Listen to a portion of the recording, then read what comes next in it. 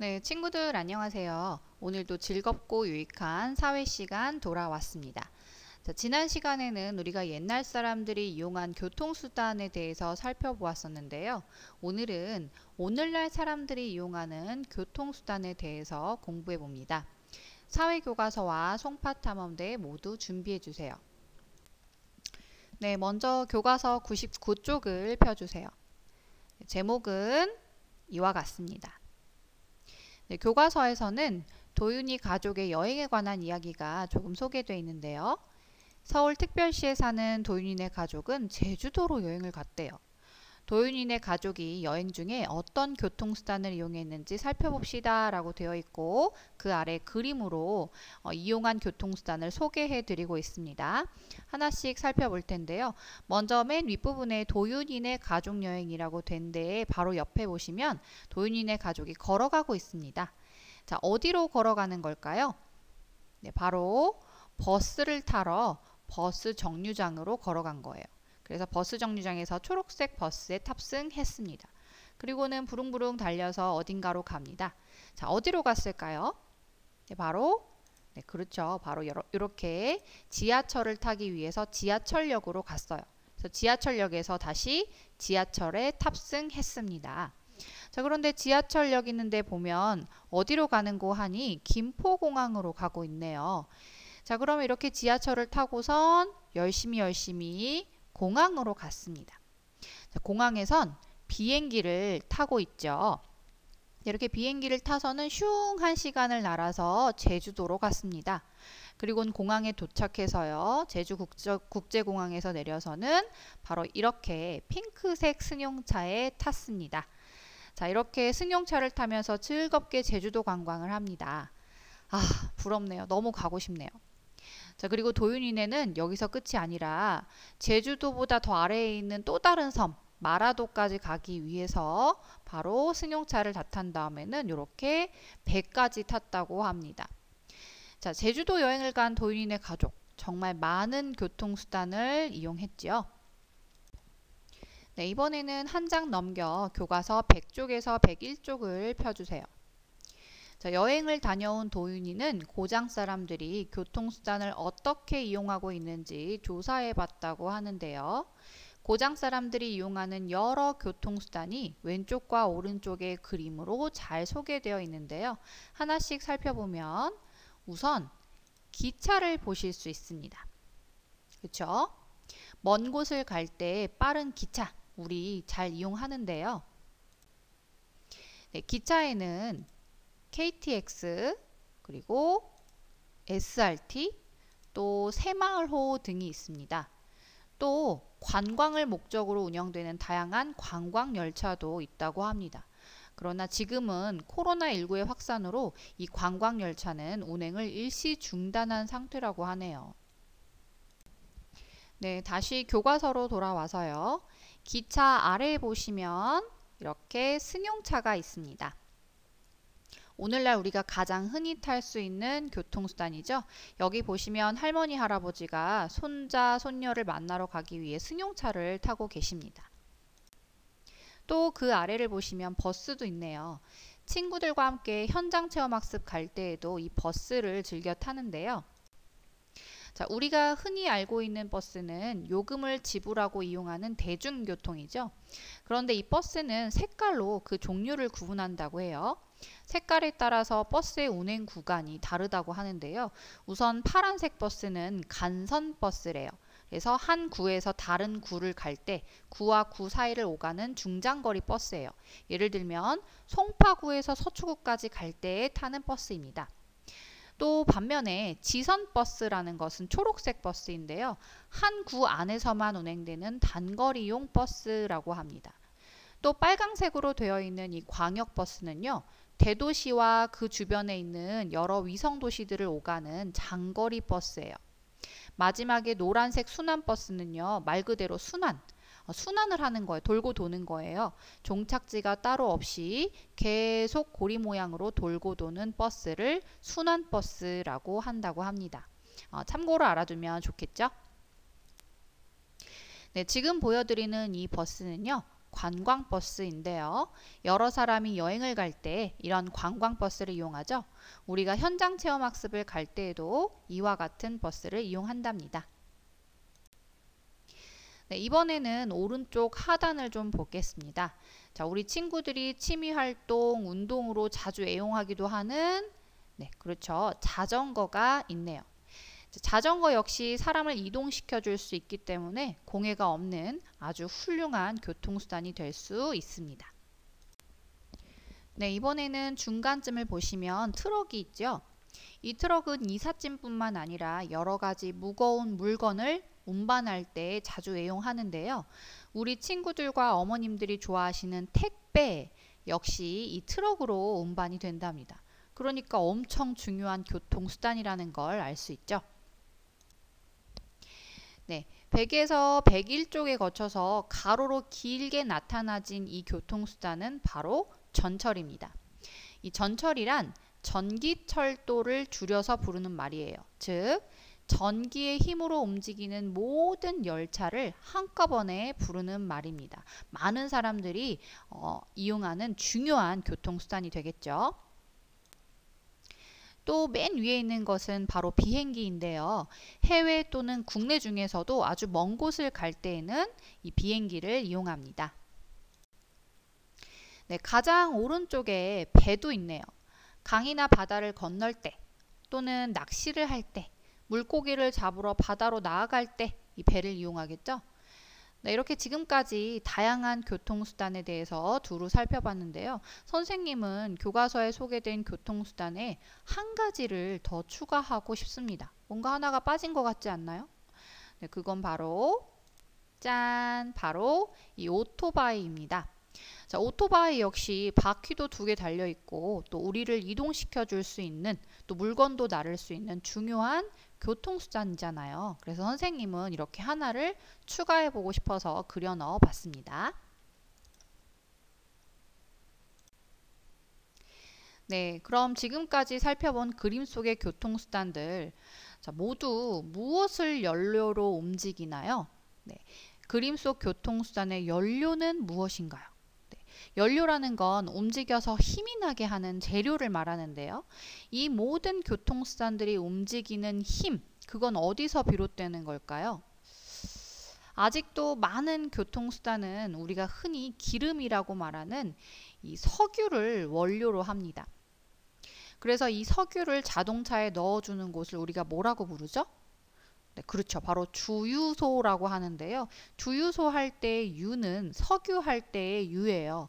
즉 기름이란 뜻입니다. 기름 유자거든요. 또 LPG 가스도 연료로 쓰기도 합니다. 그런데 요즘에는 환경오염 물질을 발생시키지 않는 전기자동차 또 수소자동차가 개발이 되어서요. 전기나 수소도 연료로 씁니다. 또 어떤 차는 낮 동안에 주행을 하면서 이 태양열을 모아서 그걸 연료로 다시 재활용하기도 합니다. 그래서 그런 차들은 태양열을 연료로 쓰는 겁니다. 자, 이처럼 최근에는 친환경 자동차가 많이 개발되어 가고 있는 추세예요. 앞으로는 환경을 오염시키지 않는 더 많은 친환경 자동차들이 개발이 되었으면 좋겠습니다. 네, 그러면 이번에는요, 지금까지 살펴봤던 이런 교통수단들의 공통점은 무엇인지 좀 살펴보겠습니다. 자, 우선 첫 번째로 속도가 엄청 빨라졌죠. 특히 옛날의 교통수단과 비교해서 좀 생각을 해보면요, 우리가 쉽게 이 점을 이해할 수 있습니다. 자, 옛날에는 몇 날 며칠이 걸릴 수도 있었지만 오늘날에는 우리가 우리나라 안에서는 아무리 멀어도 하루 반나절 안에면은 모든 곳을 갈 수 있습니다. 예전과 비교하면 그 속도가 엄청 빨라졌다라고 말할 수 있고요. 또 두 번째 공통점은 멀리도 갈 수 있다는 점입니다. 우리나라 안에서 어디든지 갈 수 있는 것은 물론이고요. 배나 비행기 등을 이용하면 해외로도 멀리 갈 수 있게 되었죠. 또 여러 사람이 함께 타고 다닐 수 있다는 것 역시 공통점입니다. 옛날의 경우에는 말이나 가마 생각해 보세요. 한 명이나 두 명밖에는 탈 수 없었죠. 하지만 버스, 전철, 기차, 비행기, 배 생각해 보면 한두 명뿐이 아니라 여러 사람이 무리지어서 함께 타고 갈 수도 있습니다. 그러니 오늘날 교통수단의 공통점으로 이 점을 생각해 볼 수 있고요. 또 빠르고 편리하게 이동할 수 있다는 것, 그리고 기계의 힘을 이용한다는 것도 공통점입니다. 특히 마지막 5번의 경우에는요. 옛날에는 사람의 힘이나 가축의 힘을 이용했던 것과 비교해 보면 얼마나 과학기술이 발달했는지 우리가 실감해 볼 수 있습니다. 자, 오늘날 이런 교통수단이 발달하게 된 까닭은 무엇이라고 말할 수 있을까요? 우리 한 문장으로 한번 정리를 해보겠습니다. 오늘날과 같이 이렇게 기계의 힘을 이용할 수 있는 멋진 교통수단이 발달한 까닭은요. 바로 과학기술이 눈부시게 발달했기 때문입니다. 네, 이번에는 송파탐험대 74에서 75쪽을 펴주세요. 74쪽의 위쪽을 보시면요.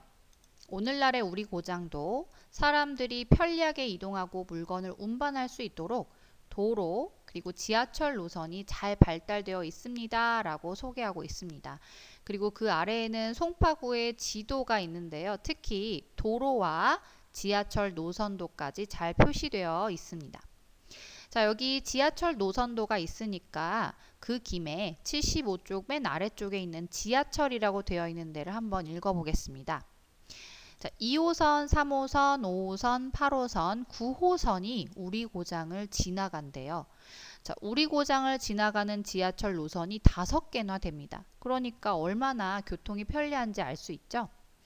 자, 우리 2호선은요. 바로 초록색으로 표시된 부분입니다. 이렇게요. 그리고 3호선은요. 오렌지 색깔이죠. 네, 주황색 부분이고요. 5호선은 우리가 잘 이용하는 보라색이고요. 또 8호선은 핑크색, 그리고 9호선은요. 이렇게 황토색 선입니다. 여러 가지 지하철 노선이 많이 지나가기 때문에 우리 고장은 지하철 이용이 매우 편리하고요. 어느 지역이든지 지하철을 타면 빠르게 갈 수 있습니다. 자, 그럼 우리 집은 무슨 역과 제일 가까운지 찾아봅시다 라고 여기 소리가 물어봤는데요. 우리 집은 어느 역과 가장 가깝냐면 우리 집이 마천동이라면 바로 마천역에 가장 가깝겠죠. 잘 찾아보는 것까지. 다음으로는 75쪽의 윗부분도 한번 읽어봅니다. 버스 부분인데요. 우리 고장은 버스 노선이 굉장히 다양합니다. 그래서 가까운 서울 지역뿐만 아니라 먼 경기도 지역까지도 이 버스를 타면 갈 수 있습니다. 또 중간에 승용차라고 되어 있는 부분을 좀 보겠습니다. 자, 승용차가 잘 달리려면 도로가 잘 닦여 있어야 되겠죠.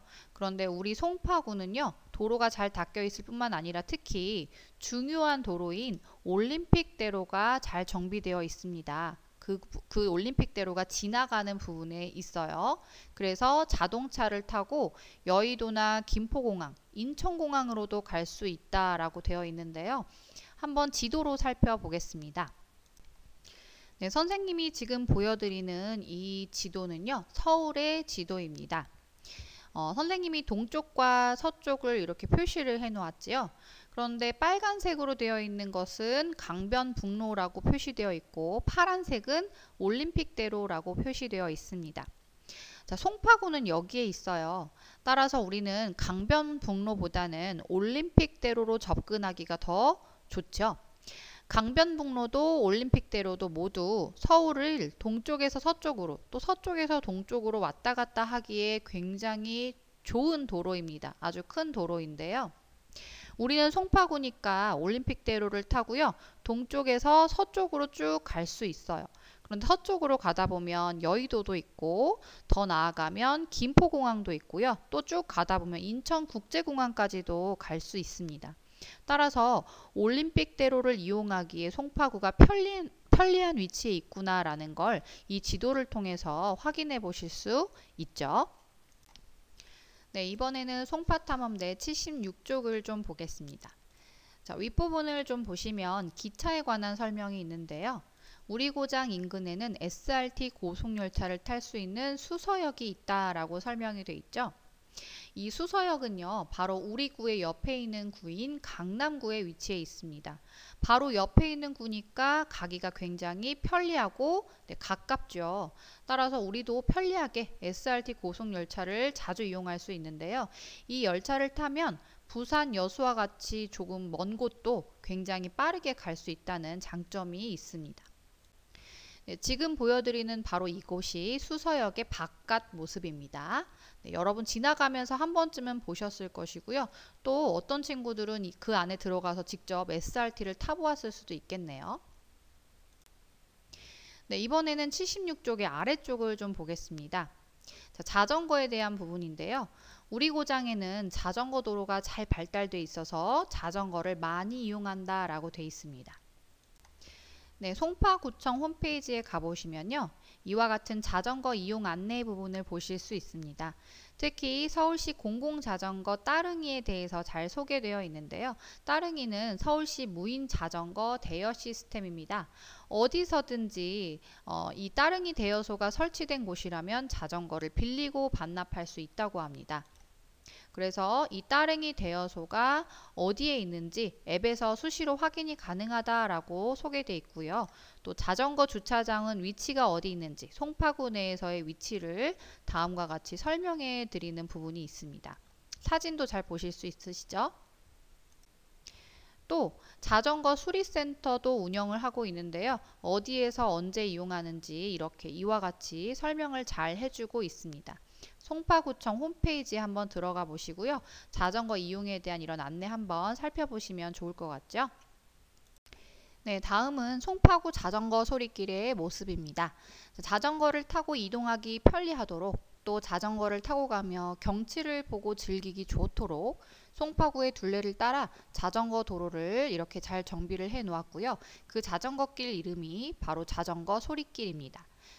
짧은 코스인 1코스부터 2코스 그리고 3코스까지 마련이 되어 있네요. 자, 가족과 함께 자전거 타고 송파구 자전거 소리길을 돌아보는 것도 좋겠네요. 네, 이번에는 송파탐험대 77쪽을 보세요.